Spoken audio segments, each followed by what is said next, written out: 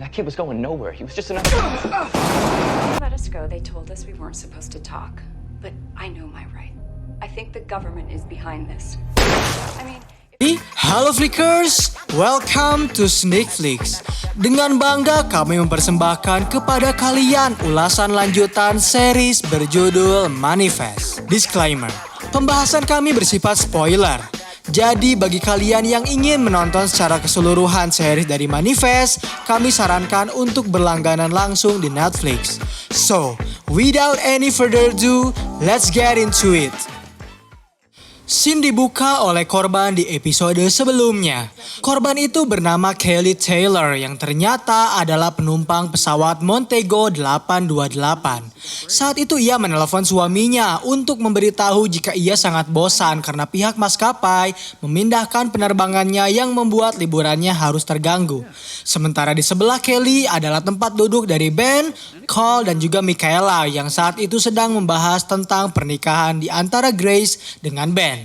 Dan kini, tak membutuhkan waktu 1 minggu penuh, 1 orang penumpang telah dinyatakan tewas setelah ia secara terang-terangan mempublikasikan dirinya yang mengalami keanehan saat muncul kembali ke muka bumi.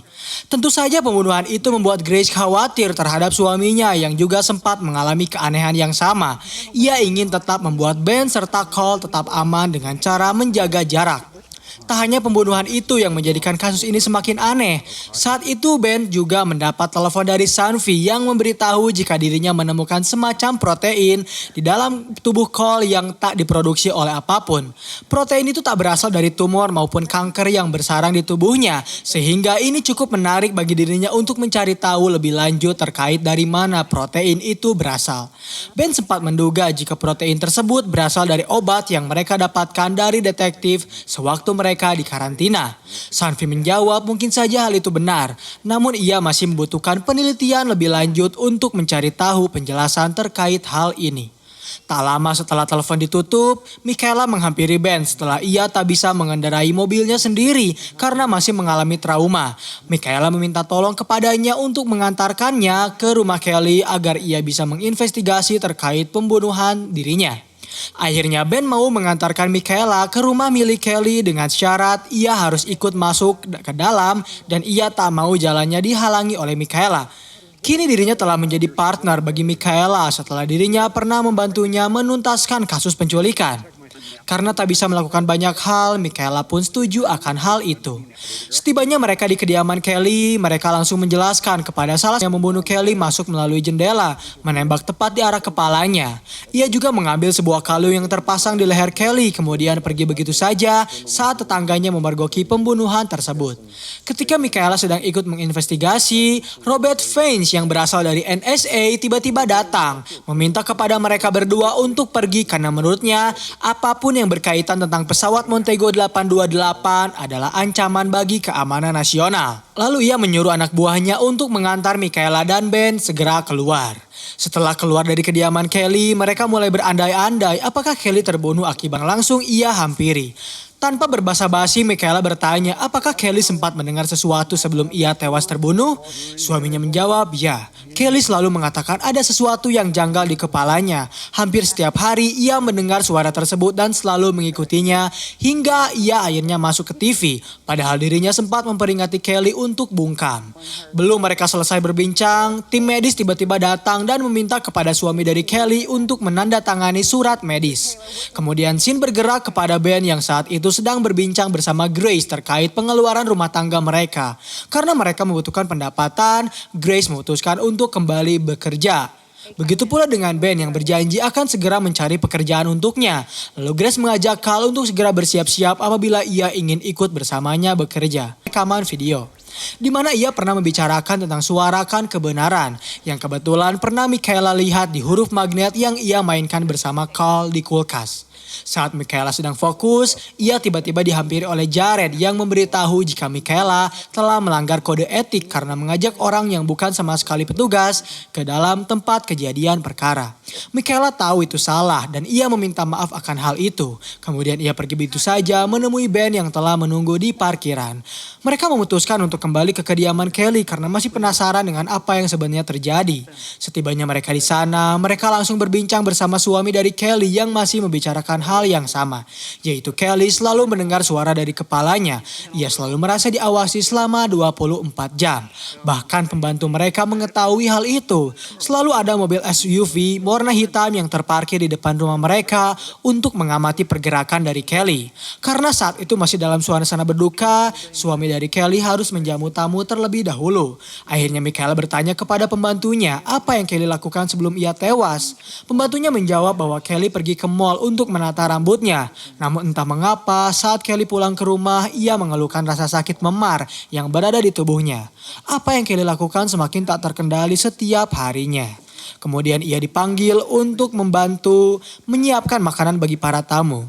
Saat hendak pergi, Michaela tiba-tiba kembali teringat akan masa lalunya saat dimana ia mengunjungi kediaman dari Evie yang ternyata diusir oleh kedua orang tuanya. Karena masih terbayang-bayang akan hal itu, Michaela memutuskan untuk menghampiri kediaman orang tua Evie dengan niat meminta maaf kembali. Tetapi ternyata Michaela disambut dengan baik oleh ibunya, bahkan ia diajak masuk dan berbincang. Ketika Michaela sedang memandangi ibu dari Evie, ibunya tiba-tiba memanggil nama anaknya, padahal anak tersebut telah tewas beberapa tahun lalu. Lalu tak lama kemudian suaminya datang, memberitahu istrinya jika anak mereka sedang pergi berbelanja. Padahal suaminya memberitahu Michaela jika setelah itu Michaela berpamitan dan harus segera kembali ke kantornya. Saat sedang bekerja, Michaela kembali dihampiri oleh Jared yang melihat Michaela seperti memikirkan sesuatu. Awalnya, Michaela tak mau memberitahunya, tetapi ia menjelaskan jika ia sedang memikirkan keanehan pada pembunuhan terhadap Kelly. Beruntungnya, Jared ingin mengatakan hal yang sama. Ia baru saja mendapat informasi terkait Kelly dan suaminya yang bernama Patrick. Mereka berdua sama sekali tak memiliki catatan kriminal, tetapi mereka memiliki beberapa toko serta kantor yang disewakan dan juga memiliki sebuah mall yang tak terlalu mewah. Mall tersebut berada di gedung bawah tanah. Ketika mendengar kata mall, Michaela langsung bergegas pergi meninggalkan Jared. Kemudian Sin bergerak kepada Ben yang saat itu sedang membersihkan rumahnya karena khawatir jika rumahnya juga sedang disadap. Sembari melakukan panggilan telepon bersama Sanvi, ia diberitahu olehnya bahwa ternyata sel yang berada di dalam tubuh Cole juga berada di dalam tubuhnya. Mungkin saja sel protein tersebut berada pada tubuh milik Ben atau kondom di balik ranjangnya. Ia langsung menutup telepon karena harus membukakan pintu untuk seseorang. Ternyata orang itu adalah Kevin, sahabat dari Cole yang kini telah tumbuh menjadi pria tampan. Hal tersebut membuat Ben cukup terkejut. Tak lama kemudian keluarganya datang. Saat melihat Cole yang masih kanak-kanak, Kevin mencoba mengajaknya untuk menyantap pizza seperti apa yang sering mereka lakukan.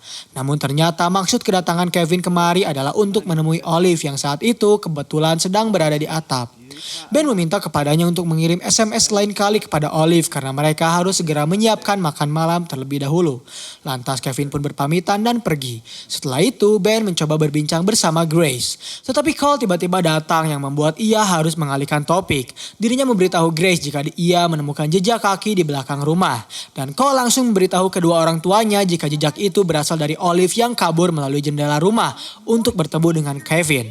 Akhirnya terjadi sedikit perdebatan di antara Cole dengan Olive yang marah karena Cole tak mau menutup mulutnya. Hal itu juga membuat Ben marah karena ia tak menyangka jika Olive ternyata sering menyelinap keluar rumah tanpa sepengetahuan orang tuanya. Grace sebenarnya mencoba melerai. Ia memberitahu Ben bahwa hal itu semua telah terjadi selama beberapa tahun. Ia mencoba mewajarkannya dan akan mencoba mengajak Olive untuk berbicara. Tak lama kemudian Michaela datang untuk mengajak Ben pergi ke kediaman Kelly karena kini ia telah mengetahui faktanya. Ia memberitahunya jika saat mereka berkunjung ke kediaman Kelly, pembantunya memberitahu jika Kelly pergi ke mall untuk menata rambutnya. Ternyata mall tersebut adalah miliknya sendiri. Kemudian mereka dengan segera pergi ke mall tersebut. Di sana mereka melihat seorang pemilik toko yang tiba-tiba berlari tergesa saat melihat Michaela dan Ben yang sedang berjalan. Tentu saja hal tersebut membuat mereka berdua curiga sehingga mereka langsung mengejarnya hingga memasuki beberapa ruangan. Akhirnya mereka berhasil menangkap pemilik toko tersebut yang menyerahkan dirinya. Michaela bertanya apa yang sebenarnya terjadi kepada Kelly. Ternyata Kelly adalah pemilik dari mall yang hanya mau menyewakan tokonya kepada para imigran gelap. Ia mengambil keuntungan sebanyak 40% dari mereka. Awalnya pemilik toko itu ingin kabur dari Kelly karena ia mengira Kelly akan segera menagih uang sewa. Tetapi nyatanya ternyata Kelly meminta maaf. Ia menyesal dan sangat ingin menutup bisnis keluarganya. Mendengar penjelasan tersebut, Michaela menduga bahwa Kelly mencoba untuk mengikuti suara yang berada di kepalanya. Dan apakah mungkin Patrick yang membunuh istrinya sendiri? Di satu sisi, Olive yang telah meredakan emosinya mulai meminta maaf kepada Cole. Lalu ia bertanya mengapa Cole memberitahukan kode rahasia kembar mereka. Cole menjawab, kini mereka tak lagi kembar. Umur di antara mereka telah cukup jauh dan Kevin yang dahulunya adalah sahabatnya telah berubah menjadi kekasih dari Olive. Lalu Sin bergerak kepada pihak kepolisian yang dihampiri oleh fans yang meminta izin kepada mereka untuk menginvestigasi Michaela. Karena sejauh ini ia masih dijadikan sebagai tersangka. Kapten polisi memberitahu Michaela telah bekerja cukup baik setelah ia berhasil mengungkap kasus penculikan. Tetapi tetap saja Michaela masih dianggap sebagai tersangka bagi pihak FBI. Kemudian fans meminta kepada Jared untuk meneleponnya apabila ia telah menemukan sesuatu informasi yang bisa berguna bagi pihak mereka. Sementara itu ketika Ben baru saja pulang berbelanja, ia menyadari pintu rumahnya yang tak terkunci. Lantas hal itu membuat Ben waspada. Perlahan ia memasuki rumahnya dan bertemu dengan seorang pria asing yang sedang merogoh lemari milik istrinya. Pria asing itu mencoba untuk menjelaskan jika ia adalah teman dari Grace. Beruntungnya Grace tiba di waktu yang tepat dan ia langsung melerai perkelahian tersebut. Mereka langsung berkumpul dan Grace mencoba menjelaskan, tetapi terlihat rekannya memutuskan untuk pergi. Setelah itu Grace memberitahu Ben, selama suaminya menghilang selama 5,5 tahun, banyak sekali teman yang peduli kepadanya dan tak ada satupun dari mereka yang ia kencani.